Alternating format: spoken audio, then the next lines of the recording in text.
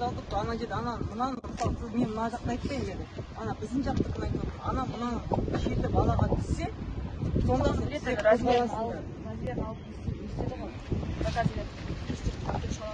То есть как сапа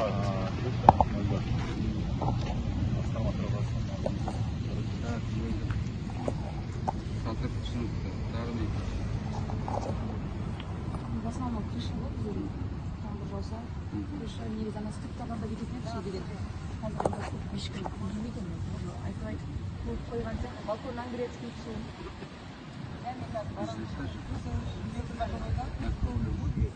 Мартта басталады, мынандай болады, оған осынша ақша керек, мынаны былай істейміз, алай істейміз, мынаны осымен істейміз, мынаны біз істейміз, мынаны деген сияқты. Қаланың қандай мүмкіншілігі бар, олармен де сөйлесіп дегендей, осы жан-жақты қарап, содан кейін ғана тез жасап айтуға болады. Көреді ме? Иә, соны құру керек, ол заманның талабы сондай.